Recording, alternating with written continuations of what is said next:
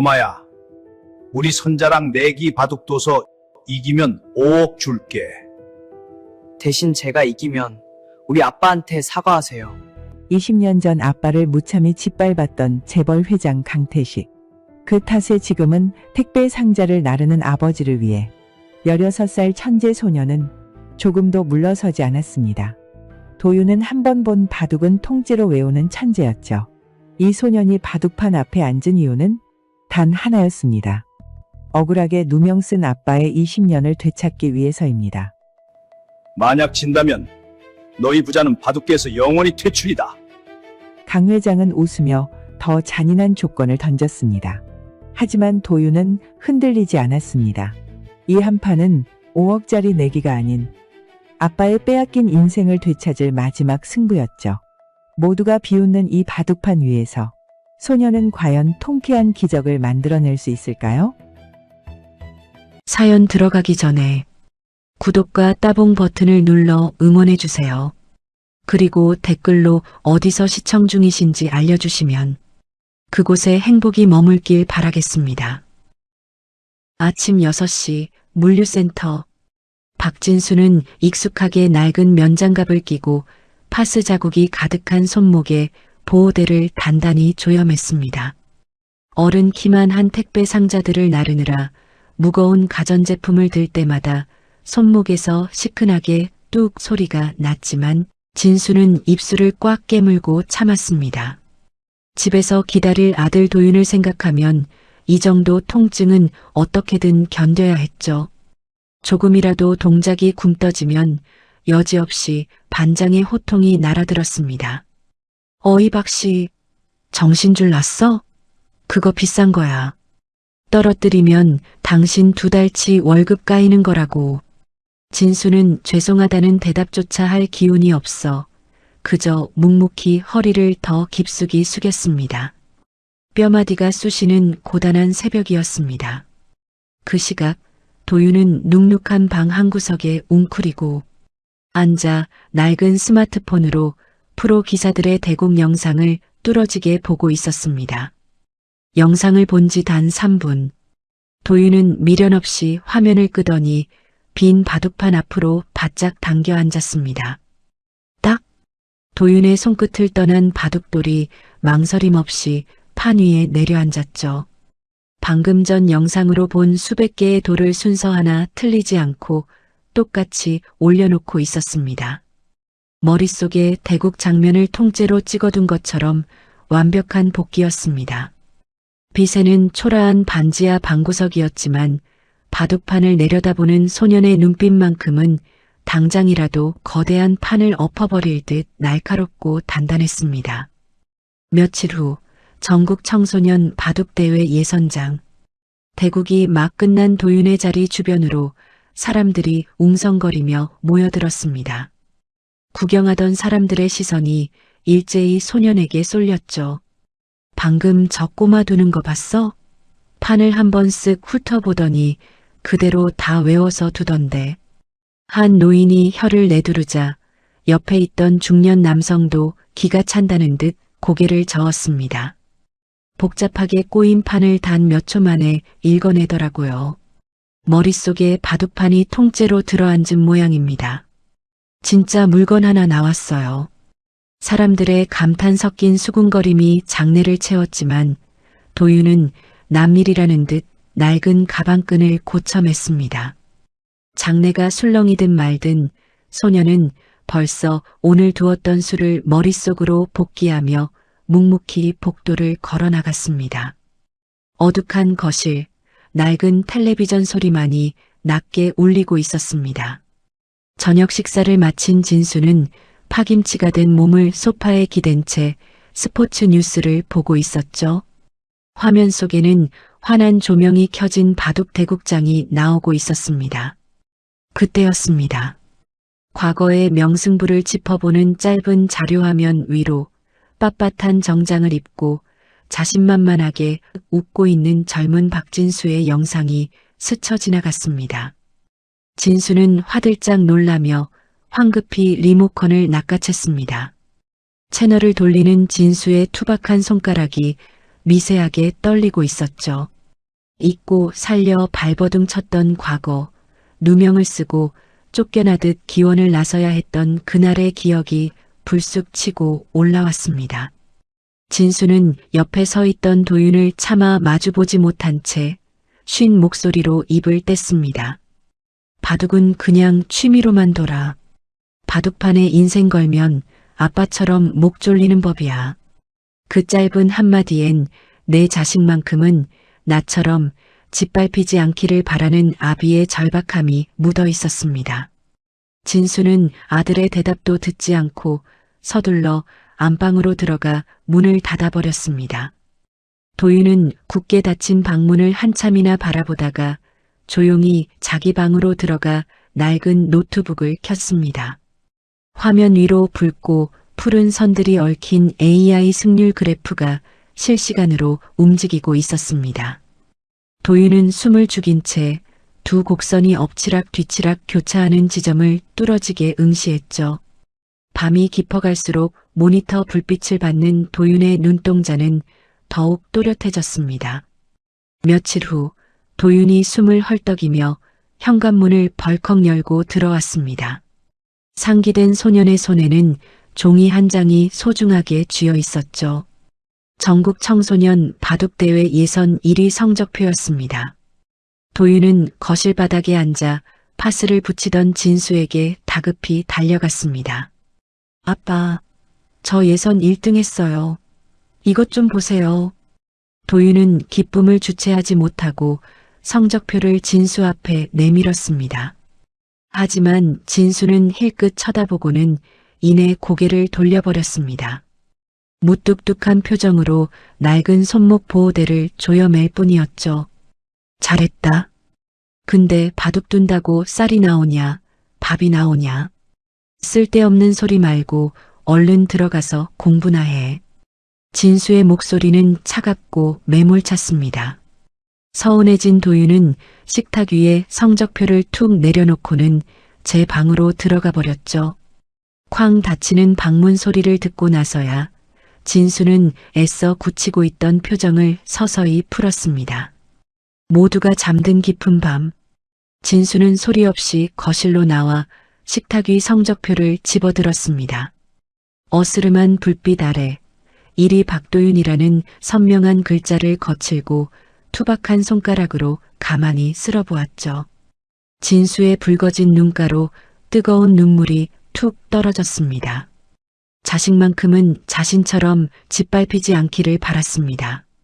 하지만 동시에 자신이 끝내 이루지 못한 꿈을 아들 녀석이 대신 이뤄줄지도 모른다는 희망이 고개를 들었죠. 진수는 그 얇은 성적표를 가슴에 꼭 품은 채 어둠 속에서 소리 죽여 흐느꼈습니다. 적어도 못난 애비가 자식 앞길은 막지 않겠다고 수백 번을 다짐하며 진수의 굽은 어깨는 밤새도록 조용히 들썩였습니다. 하지만 이 작고 간절한 희망이 가진 자들의 발밑에 처참하게 짓밟히기까지는 그리 오랜 시간이 걸리지 않았습니다. 본선 진출자 발표가 열리는 행사장 로비는 이른 아침부터 사람들로 북적였습니다. 반짝이는 대리석 바닥과 화려한 샹들리에는 눅눅한 반지하 방과는 딴 세상이었죠. 도윤의 가방 안에는 예선 1위 박도윤이 찍힌 성적표가 반듯하게 접혀 있었습니다. 아들의 1등 소식에 오랜만에 낡은 택배 유니폼을 벗고 가장 깨끗한 점퍼를 꺼내 입은 진수의 얼굴에도 옅은 미소가 배어 있었습니다. 하지만 입구에서부터 묘한 차별의 공기가 흘렀습니다. 안내 직원들은 머리부터 발끝까지 말끔하게 차려입은 부모들에겐 연신 고개를 숙였지만 유행 지난 낡은 옷차림의 진수 부자가 다가가자 위아래로 훑어보며 표정을 굳혔죠. 진수는 그 익숙한 무시의 어깨를 움츠리며 도윤의 손을 꼭 잡았습니다. 이윽고 대형 스크린에 본선 진출자 명단이 떠올랐습니다. 장내에 박수가 터져나왔습니다.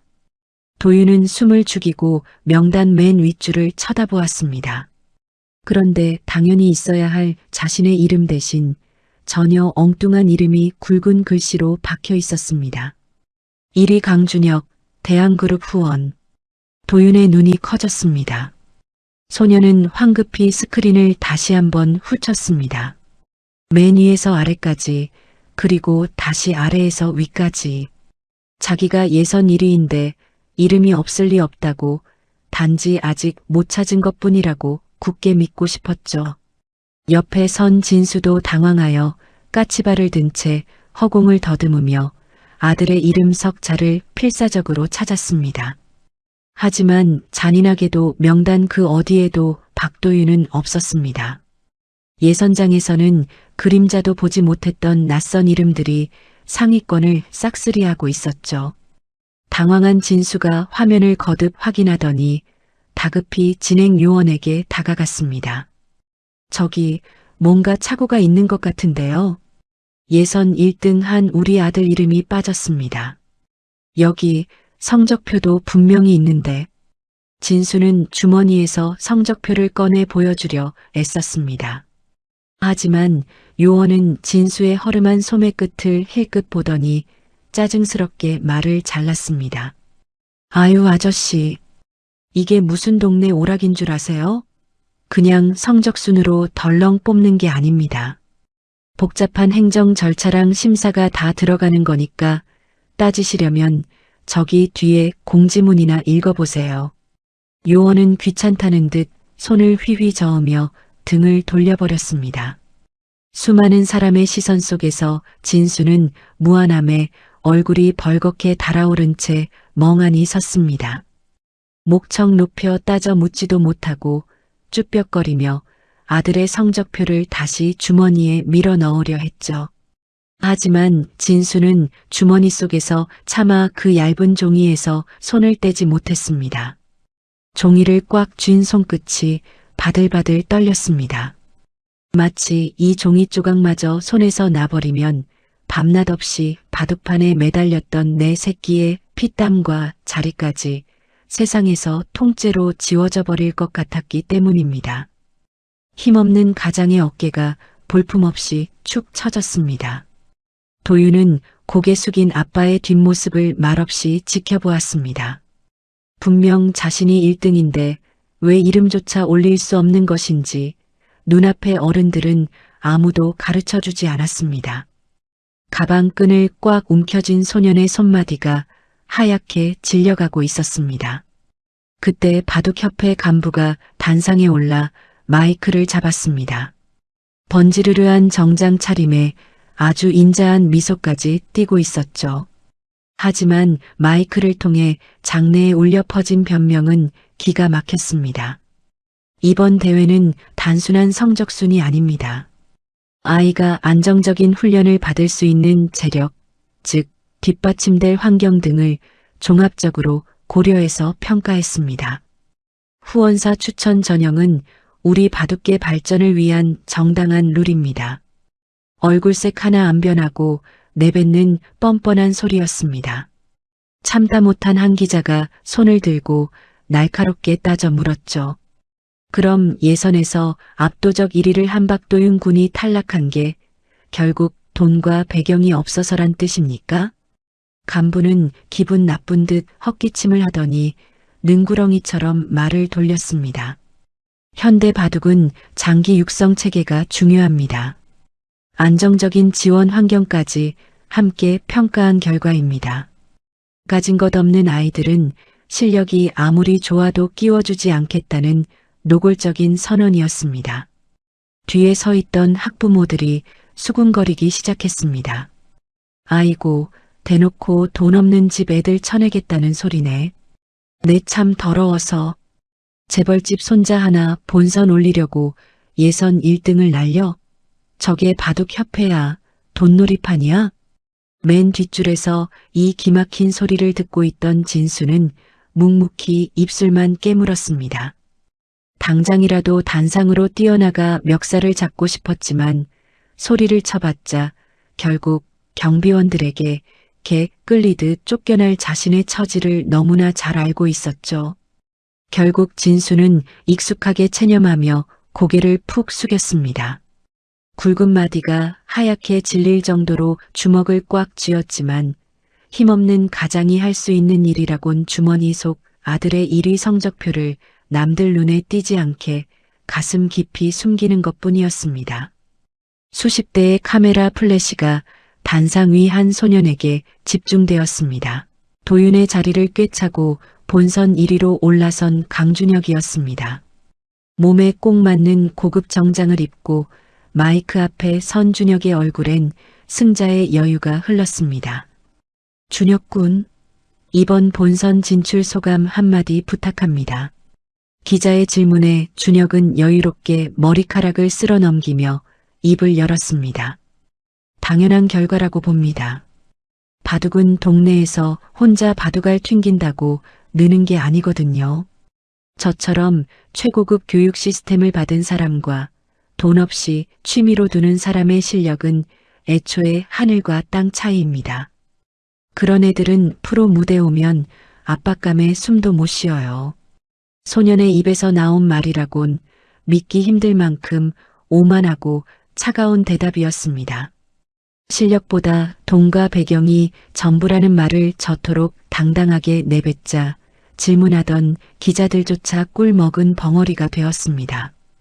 인터뷰를 하던 준혁의 시선이 문득 장내 맨 뒷줄에 멈췄습니다. 낡은 점퍼를 입은 진수와 그 옆에 선 도윤을 발견한 겁니다. 준혁은 카메라를 향해 웃어 보이면서도 도윤과 눈이 마주치자 턱을 치켜들며 작게 입모양을 벙긋거렸습니다. 주제 파악 좀 해라. 도윤의 두 눈에 핏발이 섰습니다. 코피를 쏟아가며 기보를 외우고 땀 흘린 건 자신인데 저들은 단지 돈이 없다는 이유 하나만으로 도윤의 노력을 쓰레기통에 처박아 버렸습니다. 손가락 마디가 하얗게 질릴 정도로 주먹을 꽉 움켜쥔 도윤의 손이 가늘게 떨렸습니다. 인터뷰를 마친 준혁이 또각또각 구두 소리를 내며 대리석 바닥을 걸어 내려갔습니다. 도윤은 흉측하게 구겨진 성적표를 주머니 깊숙이 쑤셔넣고는 꽉 닫힌 입술을 깨물었습니다. 단상 위에 준혁을 노려보는 도윤의 눈빛은 이제 슬픔을 넘어 차갑고 단단한 살기를 띠고 있었습니다. 반지하 집으로 돌아오는 내내 부자 사이에는 눅눅하고 무거운 침묵만 흘렀습니다. 현관문을 열고 들어선 진수는 허리도 펴지 못한 채 방구석에 놓인 도윤의 바둑판을 한참이나 내려다보았습니다. 이내 진수가 무거운 걸음을 옮겨 바둑판을 집어들었습니다. 그의 투박한 손이 미세하게 떨리고 있었습니다. 도윤아, 이제 바둑 그만두자. 이건 아빠가 치워버릴게.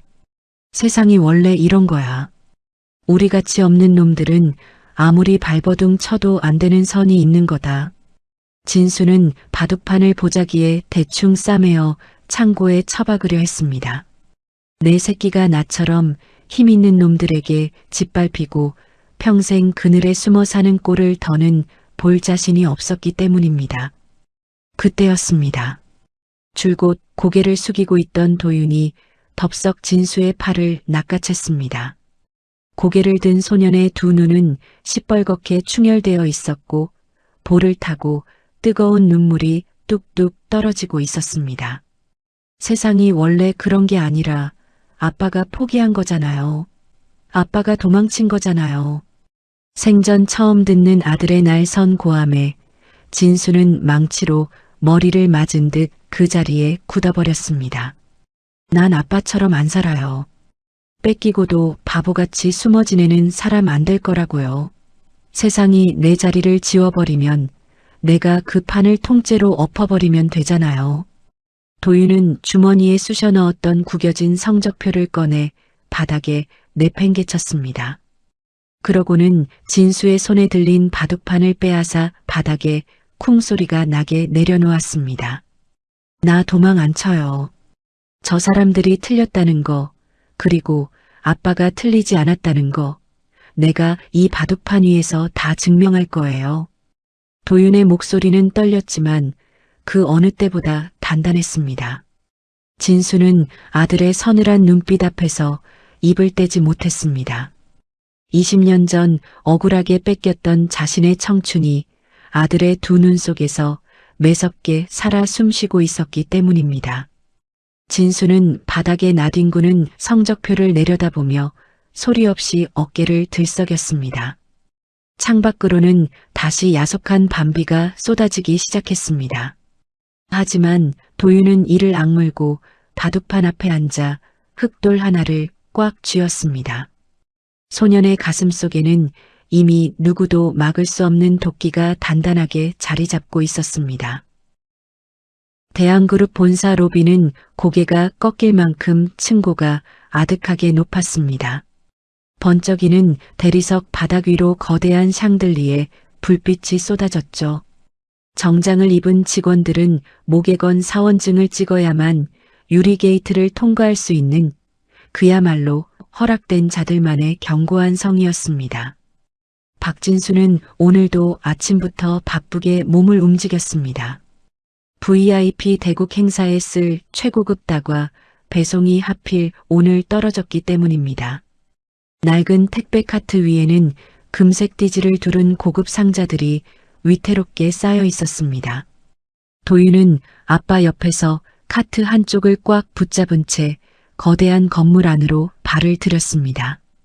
빗물과 진흙이 엉겨붙은 도윤의 낡은 운동화가 반짝이는 대리석 바닥에 닿자 지나가던 말끔한 차림의 사람들이 힐끗거리며 불쾌한 시선을 던졌습니다.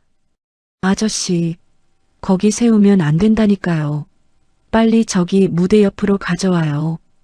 입구를 지키던 덩치 큰 보안 요원들이 막아서려던 찰나 무전기를 든 행사 스태프가 신경질적으로 뛰어나왔습니다. 행사 시작이 코앞인데 다과 세팅이 늦어지자 발등에 불이 떨어진 모양이었죠.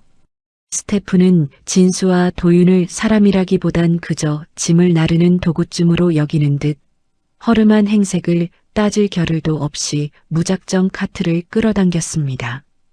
다과 세팅 급하니까 아저씨가 직접 안으로 옮겨요.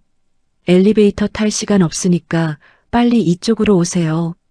진수와 도윤이 허겁지겁 무거운 카트를 밀며 복도 코너를 돌던 그때였습니다. 이제 막 무대로 입장하려던 강준혁 일행과 하마터면 정면으로 부딪힐 뻔했죠. 어이, 조심 좀 합시다. 수행원들이 날카롭게 소리치자 진수는 반사적으로 허리를 굽히며 연신 죄송하다고 조아렸습니다. 하지만 최고급 정장을 빼입은 준혁은 사과하는 진수를 투명 인간 취급한 채 진흙 묻은 도윤의 낡은 운동화와 카트를 벌레 보듯 쓱 훑어보고는 콧방귀를 뀌며 대국장 안으로 들어갔습니다. 도윤은 아빠의 구분 등 너머로 멀어지는 준혁의 오만한 뒷모습을 서늘하게 노려보았습니다. 스태프의 손에 떠밀려 들어간 곳은 대한그룹이 자랑하는 최고급 대국장이었습니다. 구두 굽소리조차 먹어 삼키는 두꺼운 양탄자, 와인 잔을 들고 여유롭게 담소를 나누는 정장 차림의 사람들. 그 화려한 틈바구니에서 땀에 전 점퍼를 입은 진수와 먼지 묻은 운동화를 신은 도윤의 모습은 초라하기 짝이 없었습니다. 진수는 혹여나 높은 분들과 부딪힐까봐 어깨를 한껏 움츠린 채 조심조심 카트를 밀었죠. 무대 바로 옆 다과 테이블에 도착했을 때였습니다. 방금 전 오만하게 스쳐 지나갔던 준혁이 어느새 무대 위 상석에 앉아 세계 랭킹 1위 프로 기사와 친선 대국을 시작하고 있었어요. 수십 대의 카메라가 두 사람을 비추고 있었고 장내에는 묵직한 바둑돌 소리만 울려 퍼졌습니다. 상자를 내리려던 도윤의 손이 우뚝 멈췄습니다. 도윤의 눈빛이 달라졌습니다. 방금까지 무거운 상자를 나르던 앳된 소년이 아니라 판 전체를 읽는 승부사의 눈이었죠. 소년의 시선은 무대 위 바둑판에 박힌 채 조금도 움직이지 않았습니다. 진수는 허리를 굽혀 허겁지겁 박스를 뜯으면서도 바둑판을 뚫어지게 응시하는 아들의 옆모습을 불안하게 지켜보았습니다. 행사장 구석에 쭈그려 앉아 상자를 정리하는 아비의 구분 등 뒤로 눈부신 조명을 받으며 여유롭게 바둑돌을 놓는 준혁의 모습이 너무나도 선명하게 엇갈리고 있었습니다. 무대 위에서는 강준혁과 프로 기사가 팽팽하게 돌을 섞고 있었습니다. 장내 대형 모니터에는 인공지능 해설이 실시간으로 흐르고 있었죠. 역시 강준혁 군입니다.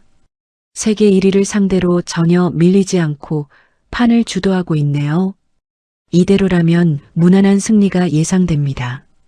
해설자의 들뜬 목소리에 객석 여기저기서 감탄 섞인 박수가 터져나왔습니다. 하지만 다과 상자를 바닥에 내려놓던 도윤은 나직하게 혀를 찼습니다. 바로 옆 테이블에서 기사를 쓰던 한 기자가 그 소리에 도윤을 힐끗 쳐다봤죠. 도윤은 무대 위를 응시하며 혼잣말처럼 중얼거렸습니다. 저대로 가면 딱 15수 안에 대마가 다 잡힐 거예요. 중앙에 집 짓느라 눈이 멀어서 제 발로 자충수를 두고 있잖아요. 자기 길을 자기가 막는 꼴이라. 기자는 기가 차다는 듯 헛웃음을 쳤습니다. 학생, 저기 앉아있는 사람들 프로 구단이야. 쓸데없는 소리 말고 가서 박스나 날라. 기자는 코웃음을 치며 다시 노트북 화면으로 고개를 돌렸습니다. 하지만 정확히 15번째 돌이 놓이는 순간이었습니다. 대국장 안이 찬물을 끼얹은 듯 조용해졌습니다. 해설자가 다급한 목소리로 외쳤습니다. 아니, 이게 웬일입니까? 준혁 군, 치명적인 실수가 나왔습니다. 오른쪽 대마가 통째로 갇혀버렸어요. 이건 도저히 살릴 길이 없습니다. 노트북 자판을 두드리던 기자의 손이 허공에서 멈췄습니다. 기자는 뻣뻣하게 굳은 목을 천천히 돌려 옆에 선 도윤을 쳐다보았죠. 방금 전까지 귀찮은 짐꾼 아이쯤으로 여겼던 소년의 앳된 옆얼굴이 지금은 전혀 다른 사람처럼 서늘하고 거대하게 다가왔습니다. 기자는 믿을 수 없다는 듯 무대 위 바둑판과 도윤을 번갈아 보더니 이 특종을 놓칠세라 자리에서 벌떡 일어났습니다. 잠깐만요. 여기 학생이 방금 상황을 15수 전부터 정확히 맞췄습니다. 준혁 군의 대마가 잡힐 걸 이미 다 읽고 있었다고요. 기자의 흥분한 외침에 장내가 발칵 뒤집혔습니다. 웅성거리며 대국을 지켜보던 사람들의 시선이 일제히 무대 옆 구석으로 쏠렸습니다. 수십 명의 시선이 한꺼번에 쏟아지자 다과를 정리하던 진수는 얼굴이 하얗게 질렸습니다. 20년 전 자신을 향해 쏟아지던 멸시와 비난의 눈초리가 떠올라 숨이 턱 막혀왔죠. 진수는 덜덜 떨리는 손으로 아들의 어깨를 감싸 안으며 뒤로 숨기려 했습니다. 세상에 저 꾀죄죄한 애가 뭘 안다고 저래. 어디서 택배 배달 온 애 아니야? 제가 바둑을 둔다고? 사람들의 의심 섞인 수군거림과 함께 찰칵거리는 카메라 플래시가 도윤과 진수를 향해 터지기 시작했습니다. 당황한 진수는 고개를 푹 숙인 채 도윤의 손을 끌고 도망치듯 행사장을 빠져나가려 했습니다. 하지만 도윤은 그 자리에 발이 못이라도 박힌 듯 꼼짝하지 않았습니다. 소녀는 도망치는 대신 오히려 고개를 들어 쏟아지는 조명과 사람들의 시선을 정면으로 마주 보았습니다. 당황한 아빠의 손을 꽉 쥔 채 화려한 행사장을 둘러보는 소년의 눈빛은 너무나도 차분하고 단단했습니다. 허름한 점퍼 차림의 택배기사 부자였지만 적어도 도윤의 두 눈만큼은 그곳에 모인 그 어떤 귀빈들보다 더 밝게 빛나고 있었습니다. 그때 무대 위에서 대국을 하던 프로 기사가 천천히 자리에서 일어났습니다. 그는 믿기지 않는다는 듯 바둑판의 형세를 다시 한번 살피더니 도윤을 향해 고개를 돌렸습니다. 이 학생 말이 맞습니다. 단순히 운으로 찍어서 맞힌 게 아닙니다. 이미 수십 수 앞을 내다보고 판 전체를 읽고 있었어요. 대단한 수익기입니다. 세계 1위 프로 기사의 입에서 나온 인정에 장내는 다시 한번 크게 술렁였습니다. 기자들의 카메라는 이제 단상 위의 강준혁이 아닌 낡은 택배 카트 옆에 서 있는 소년 도윤을 향해 바쁘게 터지기 시작했습니다.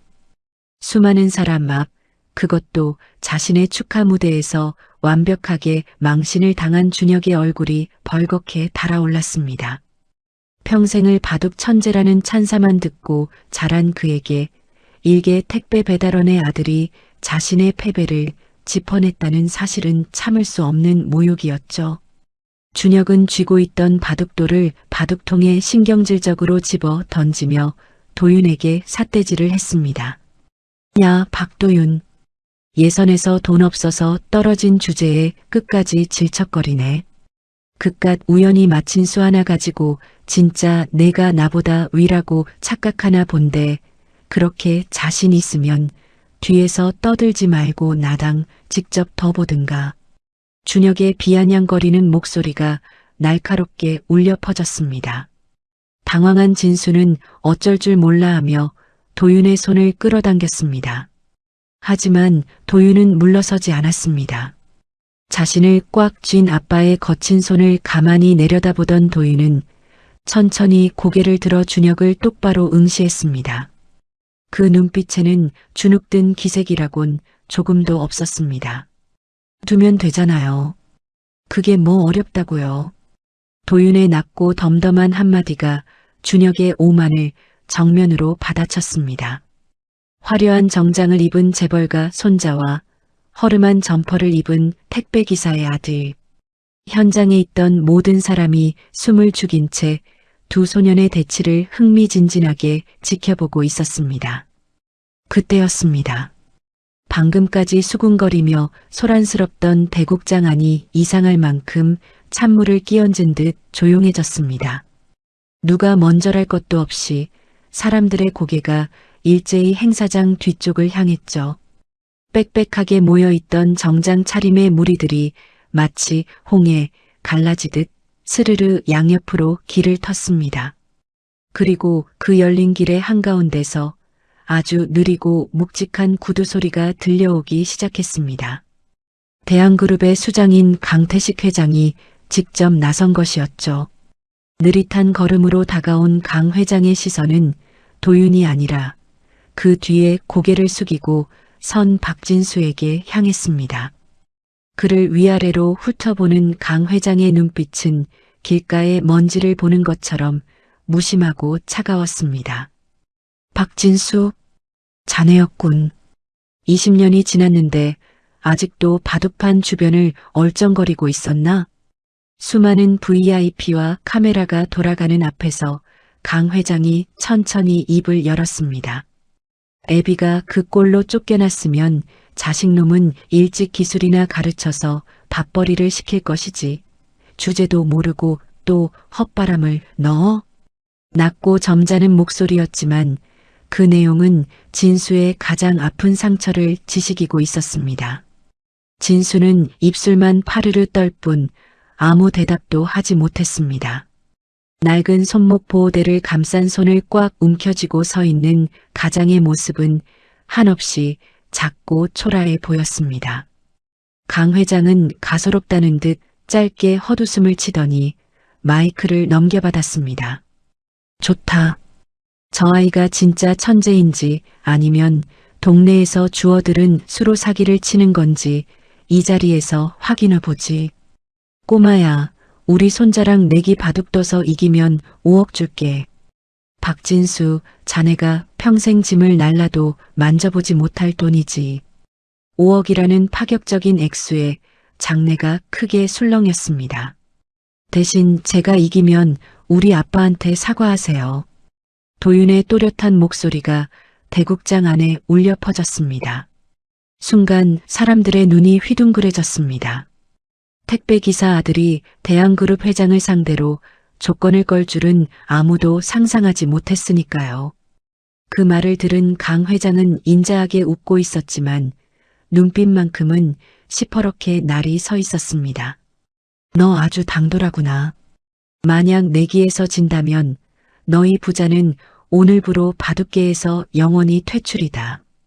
그땐 내 모든 힘을 동원해서 이 바닥에서 영원히 치워버릴 테니 최선을 다하거라. 전국에 생중계되는 카메라 앞에서 잔인한 내기가 성립되었습니다. 사람들의 비웃음 속에서도 도윤은 덜덜 떨고 있는 아빠의 굽은 어깨를 가만히 짚어주었습니다. 소년의 시선이 바둑판으로 향했습니다. 과연 소년은 재벌 회장과 모두가 비웃는 바둑판 위에 어떤 한 수를 올리려는 걸까요? 눈앞에 걸린 5억이라는 돈보다 아빠가 빼앗긴 20년의 세월을 되찾기 위한 바둑 인생을 건 대국이 마침내 시작되려 하고 있었습니다. 대국장 안은 장기침 소리조차 들리지 않을 만큼 고요했습니다. 화려한 조명 아래 도윤과 준혁이 바둑판을 사이에 두고 마주 앉았습니다. 초반 흐름은 팽팽했습니다. 도윤이 빈틈없는 수로 옥죄어가면 최고급 훈련을 받은 준혁 역시 흔들림 없이 방어해냈습니다. 하지만 중반전에 접어들 무렵 장내에서 일제히 아하는 탄식이 터져나왔습니다. 동시에 대형 스크린에 띄워져 있던 AI 분석 그래프가 급격하게 요동쳤습니다. 파란색 도윤의 승률 그래프가 34%에서 눈 깜짝할 새 12%까지 수직 낙하했습니다. 당황한 해설자의 목소리가 스피커를 타고 다급하게 울렸습니다. 이 수는 위험합니다. 승률상으로는 굉장히 불리해졌어요. 관중석에서 싸늘한 수군거림이 번지기 시작했습니다. 그럼 그렇지. 어디서 배운 것도 없는 애가 운 좋게 한번 맞힌 걸로 설친 거야. 쯧쯧. 저러다 5억은커녕 애비 얼굴에 또 먹칠만 하고 쫓겨나겠네. 준혁은 승리를 확신한 듯 턱을 치켜들며 여유롭게 도윤을 바라보았습니다. 하지만 도윤은 미동도 하지 않았습니다. 사람들의 비웃음과 바닥을 치는 승률 그래프 앞에서도 바둑판을 내려다보는 소년의 눈빛은 무서울 정도로 차분했습니다. 모두가 끝났다고 혀를 차는 그 절망적인 판 위에서 도윤은 오직 자신만이 아는 진짜 길을 응시하고 있었습니다. 스크린에 떠오른 승률 12%라는 숫자에 장내의 수군거림은 어느덧 노골적인 비웃음으로 바뀌어 있었습니다. 사람들의 조롱 속에서 박진수는 차마 고개를 들지 못했습니다. 20년 전 누명을 쓰고 쫓겨나듯 기원을 나서야 했던 그날의 비참함이 다시금 온몸을 휘감는 듯했죠. 진수는 비틀거리는 걸음으로 자리에서 일어났습니다. 내 새끼가 세상 사람들 앞에서 패배자로 고개 숙이는 꼴을 두 눈 뜨고 지켜볼 용기가 없었습니다. 출구 쪽을 향해 무겁게 발걸음을 옮기는 진수의 뒷모습은 한없이 작고 처량했습니다. 그 모습을 지켜보던 강 회장이 와인 잔을 기울이며 인매를 비틀었습니다. 거 봐라. 한치 앞도 못 보고 지 발등 찍는 건 집안 내력이라니까. 박진수, 내 아들놈이 내 인생의 아주 마지막 대못을 박아주는구나. 도윤의 시야 끝에 사람들의 비웃음을 뒤로 한 채 멀어지는 아버지의 굽은 등짝이 걸렸습니다. 낡은 손목 보호대를 찬 채 평생을 택배 박스 뒤에 숨어 살아야 했던 아버지의 고단한 삶이 그 좁은 어깨에 고스란히 묻어 있었습니다. 도윤은 바둑판 아래로 주먹을 꽉 쥐었습니다. 귀가 먹먹해질 정도로 심장이 뛰었지만 바둑판을 향한 도윤의 머릿속은 오히려 차갑게 식어갔습니다. 아버지가 등 돌리고 떠나려는 그 짧고도 긴 정적 속에서 도윤은 소리 없이 울부짖고 있었습니다. 아빠, 아직 안 끝났어요. 제발 가지 마세요. 제발 저를 한 번만 믿어주세요. 강 회장의 조롱 섞인 웃음소리도 관중들의 혀차는 소리도 더 이상 도윤에게는 들리지 않았습니다. 도윤의 시선이 문고리를 잡은 아버지의 초라한 뒷모습에 머물렀습니다. 순간 잊고 있던 옛 기억 하나가 스쳐 지나갔습니다. 비가 억수같이 쏟아지던 어느 밤 술에 취해 돌아온 진수가 어린 도윤을 바둑판 앞에 앉혀놓고 굽은 등으로 돌을 놓으며 말했습니다.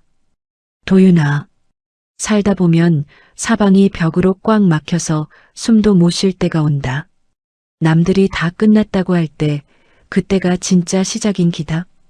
이건 내 살을 다 내어주고 상대 숨통을 끊는 수다. 아빠는 겁이 나서 끝내 못 뒀지만 너는 할 수 있다. 도윤은 주머니 속에서 구겨진 예선 1위 성적표를 한번 꽉 쥐었다 폈습니다. 해설자가 기겁하며 마이크에 대고 소리쳤습니다. 아니, 지금 제 발로 불구덩이에 들어갔습니다. 저건 기권이나 다름없. 하지만 해설자의 말은 끝까지 이어지지 못했습니다. 12% 바닥에 납작 엎드려 있던 파란색 승률 그래프가 갑자기 방향을 틀어 51%까지 무서운 속도로 치솟기 시작했기 때문입니다. 잠깐만요. 이건 단순한 실수가 아닙니다.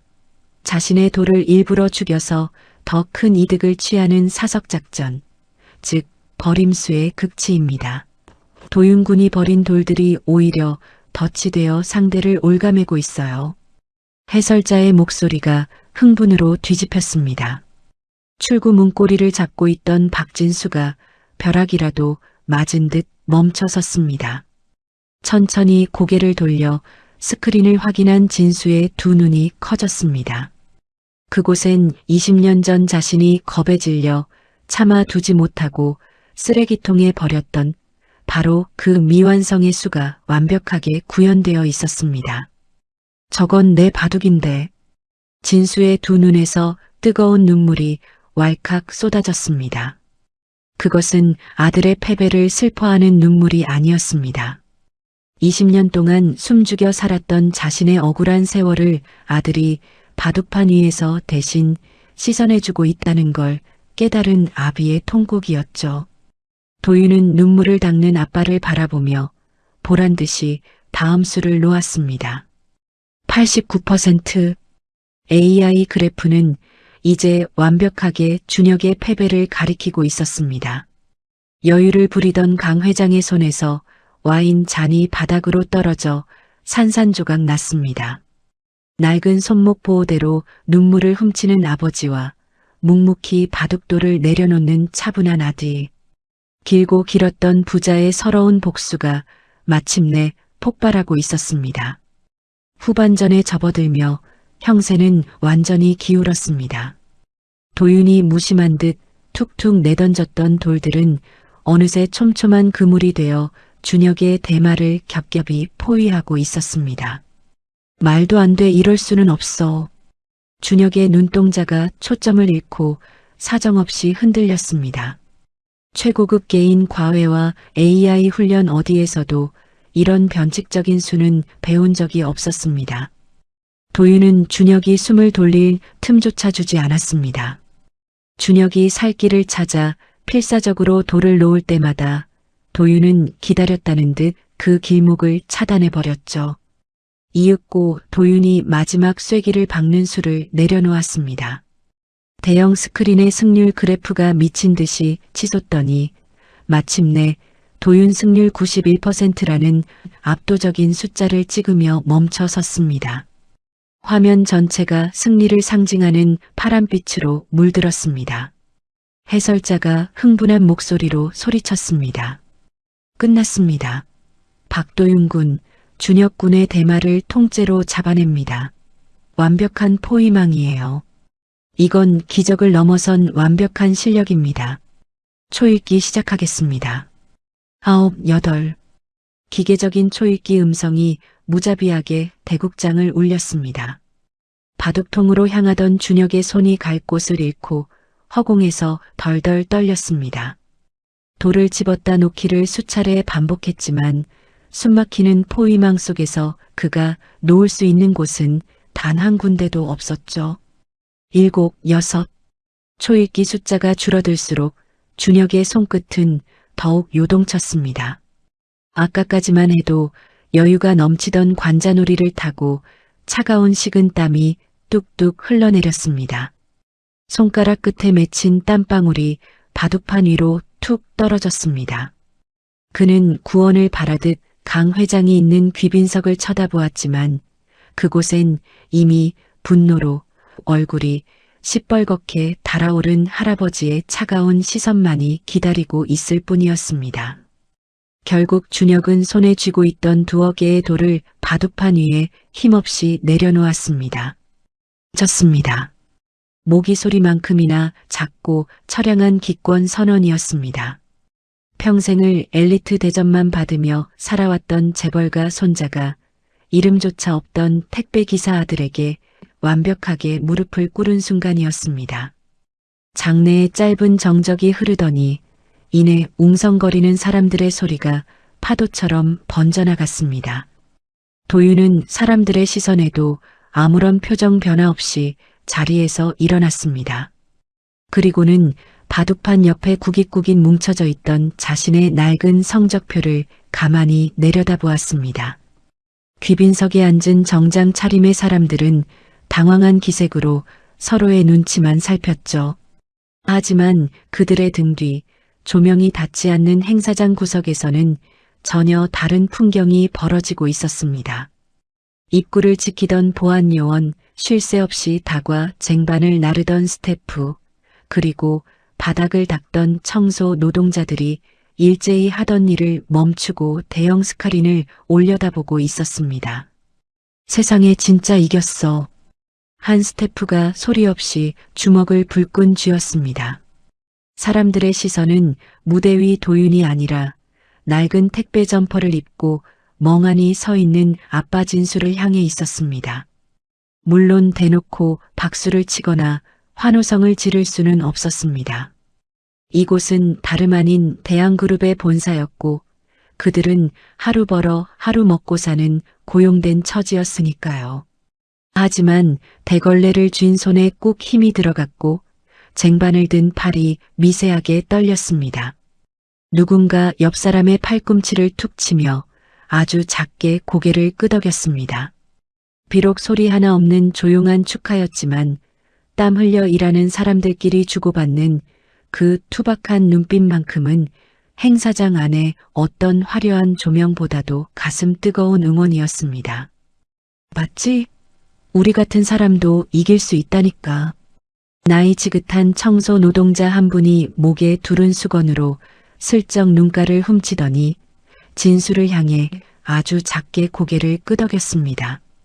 비록 소리 하나 없는 조용한 축하였지만 그 투박한 눈빛 교환만큼은 행사장 안에 어떤 화려한 조명보다도 가슴 뜨거운 응원이었습니다. 준혁의 기권 선언이 끝나기가 무섭게 숨죽이고 있던 기자들이 일제히 자리에서 박차고 일어났습니다. 억눌려 있던 질문들이 댐이 터진 것처럼 한꺼번에 쏟아졌죠. 그들의 타겟은 패배한 손자가 아니라 VIP 상석에서 안면 근육을 파르르 떨고 있는 강태식 회장이었습니다. 회장님, 한 말씀 부탁드립니다. 수십 대의 카메라 플래시가 강 회장의 얼굴을 향해 무차별적으로 터졌습니다. 기자들은 막아서는 보안 요원들을 밀쳐내며 마이크를 들이밀었습니다. 회장님, 방금 도윤군이 둔 저 수법은 20년 전 영구 제명된 박진수 기사가 연구했던 기보라는 분석이 나왔습니다. 어떻게 생각하십니까? 당시 박진수 기사에게 승부조작 의혹이 나왔을 때 대한그룹이 뒤에서 압력을 넣었다는 내부 고발이 다시 수면 위로 올라오고 있습니다. 사실입니까? 쏟아지는 질문의 수위는 아슬아슬할 만큼 날카로웠습니다. 불과 몇 분 전까지만 해도 진수를 벌레 보듯 비웃으며 갑질을 하던 강 회장의 여유는 온데간데 없이 사라졌습니다. 그는 쉴 새 없이 터지는 셔터 소리 속에서 꿀먹은 벙어리처럼 입술만 달싹였습니다. 전국의 생중계 카메라가 굳어버린 노인의 일그러진 얼굴을 고스란히 클로즈업하고 있었습니다. 평생 남의 위에서 군림하며 고개 한번 숙여본 적 없는 얼굴에 짙은 당혹감과 수치심이 번졌습니다. 강 회장은 손등으로 눈부신 플래시를 가리며 황급히 고개를 돌렸지만 악착같이 따라붙는 기자들 때문에 뒷걸음질만 칠 뿐이었습니다. 회장님, 침묵은 인정하신다는 뜻입니까? 예선 1위였던 도윤군을 본선에서 고의로 누락시킨 것도 회장님의 지시였습니까? 폭격 같은 질문들 사이로 강 회장의 거친 숨소리가 마이크를 타고 고스란히 흘러나갔습니다. 식은땀을 흘리며 어쩔 줄 몰라 하는 강 회장의 초라한 모습은 방금 전 도윤이 바둑판 위에서 완벽하게 가둬버린 준혁의 대마와 똑같은 꼴을 하고 있었습니다. 아수라장이 된 행사장 한가운데서 도윤이 마이크를 잡아들었습니다. 장내를 채우던 소라는 소년의 손끝 하나에 썰물처럼 빠져나갔습니다. 카메라 렌즈는 굴욕감에 휩싸인 강 회장의 얼굴을 지나 단상 위에 선 도윤을 향해 일제히 초점을 맞췄습니다. 도윤의 앞에는 장학금 5억 원이라 적힌 거대한 수표 패널이 세워져 있었죠. 도윤은 가만히 수표를 내려다보았습니다. 그 침묵을 본 강 회장은 넥타이를 고쳐 매며 여유로운 미소를 되찾았습니다. 돈으로 입을 막고 이 수치스러운 패배를 미담으로 포장해 덮을 수 있겠다는 계산이 선 것이었죠. 결국 가난한 놈들은 돈 냄새만 맡으면 꼬리를 내리는 법이지라는 듯한 뻔뻔한 표정이었습니다. 이 돈은 안 받겠습니다. 도윤의 낮고 단호한 목소리가 확성기를 타고 장내에 무겁게 울려 퍼졌습니다.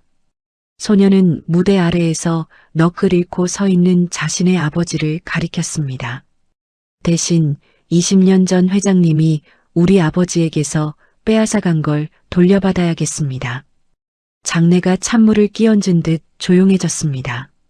저기 서 계신 우리 아버지는 실력이 부족해서가 아니라 회장님의 심기를 거슬렀다는 이유 하나만으로 누명을 쓰고 숨죽여 사는 미생으로 살아야만 했습니다. 돈 몇 푼 쥐어주고 입 막으려 하지 마십시오. 도윤의 목소리가 행사장에 울려 퍼지자 무대 아래 서 있던 진수는 차마 고개를 들지 못했습니다. 거칠고 투박한 두 손으로 얼굴을 감싼 채 굵은 어깨를 파르르 떨 뿐이었죠. 20년 동안 세상의 뒤편에 웅크려 있던 박진수라는 자기 이름이 다시 수많은 사람 입에 오르내린다는 사실이, 그리고 어린 아들이 그 무거운 이름을 홀로 되찾아주고 있다는 사실이 도무지 믿기지 않았습니다. 도윤의 흔들림 없는 시선이 강 회장을 똑바로 꿰뚫었습니다. 지금 이 카메라 앞에서 똑바로 약속하세요. 20년 전에 우리 아빠 쫓아낸 거 전부 회장님이 꾸며낸 짓이었다고 인정하시라고요. 억울하게 뺏어간 우리 아빠 바둑 당장 원래대로 돌려놓으세요. 돈으로 모든 걸 덮을 수 있다 믿었던 강 회장의 얼굴이 흑빛으로 변했습니다. 그는 쏟아지는 카메라 플래시 속에서 애써 체면을 챙기려 헛기침을 하며 마이크를 당겼습니다. 과거 협회 차원의 징계 절차에 다소 오해가 있었을 수는 있겠지요. 그 부분은 지시하여 전면 재검토하도록 하겠습니다. 그러니 이쯤에서 강 회장이 적당히 상황을 무마하려 했지만 도윤은 한치도 물러서지 않았습니다. 소년의 서늘한 목소리가 다시 한번 식장을 갈랐습니다. 나중에 다시 알아보겠다는 뻔한 변명은 필요 없습니다. 회장님이 망쳐놓은 거니까 회장님이 직접 사과하시라는 뜻입니다. 지금 당장 사과 안 하시면 이깟 5억 안 받아요. 기다렸다는 듯 기자들이 마이크를 강 회장의 턱 밑까지 들이밀며 소리쳤습니다. 회장님, 사과하시겠습니까? 복권 절차 밟으실 겁니까? 강 회장은 완전히 코너에 몰렸습니다. 그는 어떻게든 빠져나갈 구멍을 찾으려 비서실장을 힐끗 보았지만 실시간으로 폭락하는 주가와 최악의 여론 앞에 비서실장 역시 사색이 되어 고개를 저을 뿐이었죠. 수십 개의 카메라 렌즈가 사방에서 그의 일그러진 얼굴을 조준하고 있었습니다. 평생 남의 정수리만 내려다보며 살아온 제왕에게 대중 앞에서의 고해성사는 목에 칼이 들어오는 것보다 끔찍한 굴욕이었습니다. 결국 강 회장은 핏발선 눈으로 도윤을 쏘아보며 턱관절이 부서져라 이를 뿌득 갈았습니다. 과거의 일은 주변의 잘못된 보고를 믿고 오판한 측면이 있었습니다. 마이크를 쥔 강 회장의 손등에 시퍼런 핏대가 섰습니다. 살기 위해 아랫사람에게 책임을 떠넘기는 비겁한 변명이었지만 그의 목소리는 형편없이 떨리고 있었습니다. 박진수 씨의 제명은 즉각 무효로 하고 프로기사 자격을 복권시키도록 조치하겠습니다. 그동안 겪었을 고통에 대해서는 강 회장의 입술이 경련하듯 달싹였지만 차마 마지막 단어는 튀어나오지 않았습니다. 참다 못한 기자들의 플래시 폭격이 눈을 찌를 듯 터지자 결국 그는 치욕스러움에 두 눈을 질끈 감고 고개를 푹 꺾었습니다. 사과하겠습니다. 입 밖으로 힘겹게 쥐어짜낸 그 한마디에 강 회장의 꼿꼿했던 어깨가 허수아비처럼 볼품없이 무너져 내렸습니다. 평생을 지켜온 거대한 자존심이 택배기사 부자 앞에서 완벽하게 산산조각 나는 순간이었죠. 수많은 플래시가 비참하게 허리를 굽힌 강 회장을 쉴 새 없이 비추었습니다. 도윤은 더 이상 아무 말도 덧붙이지 않고 조용히 마이크를 내려놓았습니다.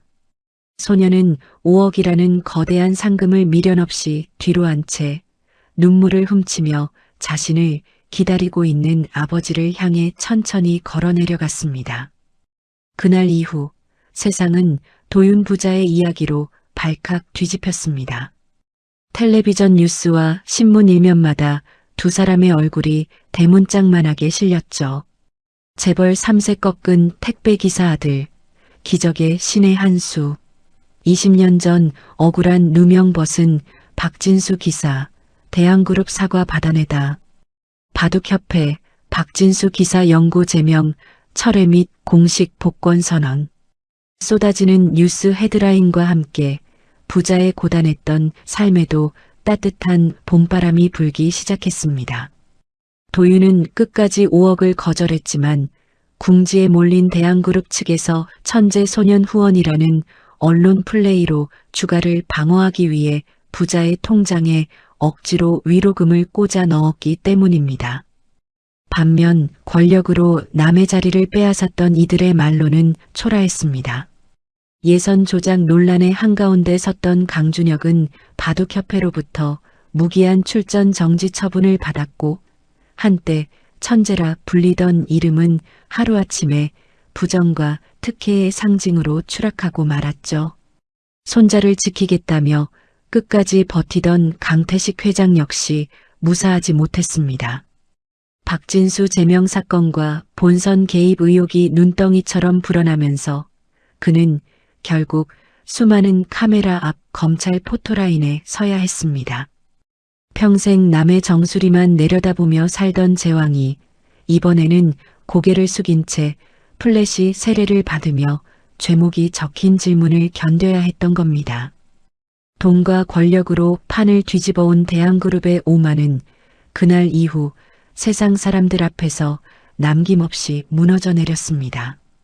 덕분에 부자는 비가 새고 곰팡내가 진동하던 반지하 방을 벗어나 동네 상가 건물 2층에 자그마한 가게를 하나 얻을 수 있었습니다. 오늘 아침 커다란 사다리차가 멈춰섰습니다. 사람들의 조심스러운 손길로 달린 새하얀 간판에는 박진수 바둑 도장이라는 글자가 반듯하게 새겨져 있었습니다. 진수는 갓 달린 간판을 올려다보며 쑥스러운 듯 뒷머리를 극적였습니다. 평생 무거운 택배 상자만 나르느라 굳은 살이 훈장처럼 박인 그의 손이 도장 입구의 유리를 조심스레 매만졌습니다. 도윤아, 굳이 이렇게 촌스럽게 아빠 이름까지 크게 달 필요가 있나? 그냥 내 이름 따서 도윤 바둑 도장이라고 하지. 진수의 핀잔에 옆에서 부지런히 짐을 나르던 도윤이 환하게 웃으며 고개를 저었습니다. 늘 서늘하고 도끼 가득했던 소년의 눈빛은 어느새 10대 특유의 맑은 생기로 채워져 있었습니다. 아빠, 이 이름이 제가 받아온 진짜 상금이잖아요. 저한테는 그 5억보다 훨씬 더 귀한 거예요. 이제 아무도 아빠한테 사기꾼이라고 손가락질 못하잖아요. 도윤의 씩씩한 대답에 진수는 결국 허허 웃음을 터뜨렸습니다.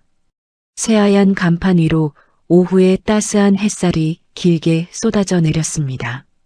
20년 전 차가운 빗속에서 바둑계를 떠나야 했던 청년 기사 박진수의 이름이 마침내 가장 빛나는 자리로 돌아온 순간이었습니다. 도장이 문을 열기 직전의 고요한 오후, 햇살이 길게 드리워진 원장실 책상 위에는 한국기원과 바둑협회의 직인이 찍힌 서류 봉투 하나가 놓여 있었습니다. 진수는 조심스러운 손길로 봉투를 열었습니다. 그 안에는 격식을 차린 공식 사과문과 함께 그의 이름 석자 옆에 프로기사 자격 복권이라는 글자가 선명히 박힌 증서가 들어 있었죠. 진수는 떨리는 손가락으로 증서에 새겨진 자신의 이름을 가만히 쓸어내렸습니다. 박진수, 누명을 쓰고 쫓겨난 뒤 단 한 번도 당당하게 불려본 적 없는 이름이었습니다. 이름 대신 어이 박씨로 불리며 고개를 숙여왔던 세월이 스쳐 지나갔습니다. 매일 밤 반지하 방에서 남몰래 삼켰던 억울함, 아들에게 가난만 물려주어야 했던 아비의 자괴감이 그 종이 한 장의 온기에 씻겨 나가는 듯 했습니다. 진수는 의자에 몸을 깊숙이 기댄 채 창밖의 푸른 하늘을 바라보며 길고 깊은 숨을 내뱉었습니다. 20년 동안 가슴을 짓누르던 거대한 바위 덩어리가 마침내 치워진 기분이었습니다. 그의 입가에 작고 편안한 미소가 번졌습니다. 진수는 책상 위에 놓인 복권 증서를 액자에 담아 도장에서 햇빛이 가장 잘 드는 벽 한가운데에 반듯하게 걸어두었습니다. 따뜻한 햇살이 내려앉은 동네 공원. 나무 벤치 위에는 반질반질하게 닦인 낡은 바둑판 하나가 놓여 있었습니다. 20년 전 진수가 어린 아들을 품에 안고 세상의 눈을 피해 숨어들었던 바로 그 공원이었죠. 진수는 말끔한 셔츠 차림으로 앉아 있었습니다. 그의 왼쪽 가슴에는 프로기사 배지가 금빛으로 반짝이고 있었습니다. 잠시 후 멀리서 경쾌한 발걸음 소리와 함께 도윤이 다가왔습니다. 가슴에 태극 마크가 선명하게 박힌 국가대표 저지를 입은 도윤은 더 이상 기죽어 지내던 꾀죄죄한 소년이 아니었습니다. 대한민국 바둑의 미래를 짊어진 당당한 기사였죠. 도윤이 맞은편에 앉으며 싱긋 웃었습니다. 진수도 흐뭇한 눈으로 아들을 바라보며 바둑통을 밀어주었습니다. 도윤아, 오늘은 누가 먼저 잡을래? 예전 같으면 아빠가 먼저 두시라며 머뭇거렸을 도윤이었습니다. 하지만 오늘은 달랐습니다. 도윤은 아빠의 눈을 똑바로 마주보며 자기 앞으로 검은 돌통을 당겨왔습니다. 이번엔 제가 먼저 둘게요, 아빠. 이제는 아빠의 등 뒤에 숨지 않고 아빠가 다시 열어준 길을 따라 세상이라는 판 위로 먼저 앞장서 나가겠다는 다짐이었습니다. 진수는 뭉클해지는 목을 가다듬으며 천천히 고개를 끄덕였습니다. 그래, 이제 내 판이다. 마음껏 더 봐라. 탁! 도윤의 손을 떠난 검은 돌이 바둑판 위에 힘차게 내려앉았습니다. 맑고 경쾌한 바둑돌 소리가 노을 지는 공원의 정적을 가르며 울려 퍼졌습니다. 이어지는 진수의 흰 돌. 두 사람이 주고받는 바둑돌 소리는 공원 가득 따뜻하게 채워졌습니다. 오늘의 이야기 어떻게 보셨나요? 오만했던 재벌 회장의 콧대를 납작하게 누른 도윤이의 통쾌한 한수에 꽉 막혔던 가슴이 뻥 뚫리는 기분이 들지 않으셨나요? 도윤이가 둔 기적 같은 승부수는 그저 똑똑한 머리에서 나온 게 아니었을 겁니다. 20년의 세월을 견뎌낸 아버지의 거친 두 손, 그리고 그 억울함을 외면하지 않은 아들의 뜨거운 사랑이 만들어낸 진짜 신의 한 수였지요. 돈과 권력으로 모든 걸 덮을 수 있다고 믿는 세상이라지만 꺾이지 않는 진실과 가족의 믿음은 결국 어떤 견고한 성벽도 무너뜨린다는 사실이 참 깊은 울림을 줍니다. 여러분의 가슴을 가장 뜨겁게 울린 명장면은 무엇이었나요? 댓글로 자유롭게 나눠주세요. 봉숭아 물빛과 함께 해주셔서 감사합니다.